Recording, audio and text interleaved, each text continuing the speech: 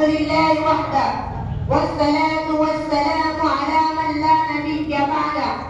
أما بعد، أعوذ بالله من الشيطان الرجيم. بسم الله الرحمن الرحيم. اقترب للناس حسابهم وهم في غفلة معرضون. صدق الله العزيز. وقال النبي صلى الله عليه وسلم: إن من أشراط الساعة أن يرفع العلم ويثبت الجهل ويشرب الخمر وينهى الزنا، أو كما قال عليه الصلاة والسلام. मुअज़्ज़ज़ असातिज़ा इज़ान, सामाईन किराम और अजीज दोस्तों, ज़माना जो रसूलुल्लाह सल्लल्लाहु अलैहि वसल्लम के ज़माने से दूर होता गया, रुश्द व हिदायत, सलाह और तक़वा, इल्लाहियत और खुदा परस्ती में तनज़्ज़ुली और कमी होती गई और दुनिया का तमाम साहिब ईमान बंदों से खारिज होती गई। फितना फसाद बढ़ता गया, आवाज़ परस्ती, दुनिया की मोहब्बत और आखिरत से बेरग़बती का अमल काम होता गया। अब हालत ये हो गई है कि नेकी को बदी, बदी को नेकी, सच को झूठ, झूठ को सच, हक को बातिल, बातिल को हक समझा जाने लगा। और क्यों ना होता, जबकि सादिक़ व मज़दूक़, सच्चों के इमाम, नबियों के ताबेदार, सरवर कौने हज़रत मोहम्मद सल्लल्लाहु अलैहि वसल्लम ने अपने ज़ुबान रिसालत से उन तमाम रहनुमा होने वाली खराबियों और बुराइयों को वाज़ेह तौर पर बता दिया था जो क़यामत से पहले ज़ाहिर होगी। और आज वो सारी बातें 100% हर्फ ब हर्फ पूरी हो रही है। इनमें जहाँ एक तरफ हुज़ूर सल्लल्लाहु अलैहि वसल्लम की नबुव्वत की वाज़ेह दलील है, वहीं दूसरी तरफ हमारे और आपके लिए रहबरी में रहनुमाई और दस्तूर हयात है। चूंकि रसूलुल्लाह सल्लल्लाहु अलैहि वसल्लम ने जो अलामात इरशाद फरमाई है, उनमें से चंद का जिक्र करता चलूं। क़यामत के करीब अमानत में ख़यानत की जाने लगेगी और ज़कात जैसे इस्लाम के अहम फरीज़े को खुशदिली और रग़बत व शौक़ के बजाय तावान और बोझ समझकर अदा किया जाएगा।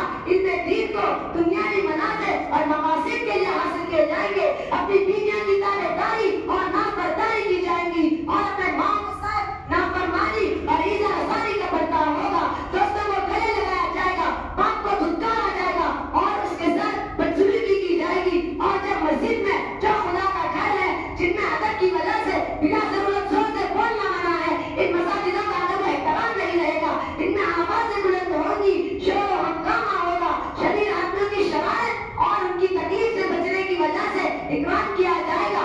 गाने वालियों और बाजों की कसरत होगी, इनसे दिल बहलाया जाएगा, शराब खूब पी जाएगी। उम्मत में बाद आने वाले लोग पहले वाले लोगों को बुरा भला कहेंगे और उनको लानत का निशाना बनाएंगे।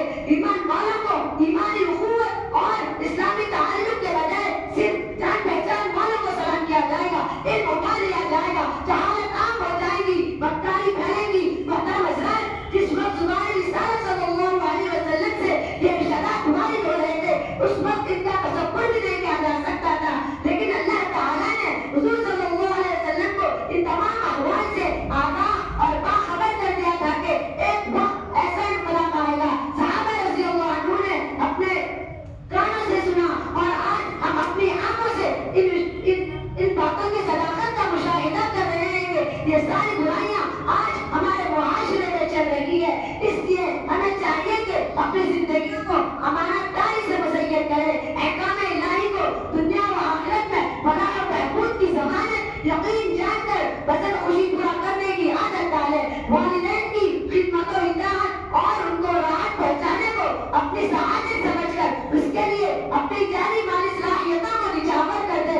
गाने बजाने और नामहरम औरतों की आवाज़ सुनने से अपने आप को बचाए, सलाम को और मोहब्बतों को आम करे, निगाहों की हिफाजत, इफ़्फ़त व इस्मत से अपनी जिंदगियों को पाकीज़ा बनाए। मोहतरम हज़रात, अगर ऐसा ना होगा और हमारी जिंदगियां शरीयत से इसी तरह हटी हुई होगी, तो उस वक्त अज़ाब इलाही और कहने खुदावंदी का इंतजार करो, जो कभी सुर्ख आंधी की शक्ल में आएगा, कभी सख्त से सख्त ज़ल्ज़ला की शक्ल में आएगा, कभी उसकी वजह से आत्मा को जमीन के अंदर फंसा दिया जाएगा, कभी उनकी सूरतों को बस कर दिया जाएगा। उसी पर बस नहीं बल्कि आफतें और मुसीबतें, मुश्किलात और परेशानियां इस कसरत से आएंगी, जिस तरह हाथ या दाना टूट जाने की वजह से उसके दाने लगातार गिरते हैं।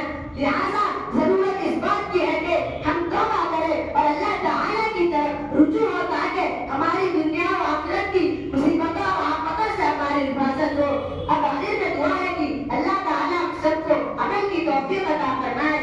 الرحيم وآخر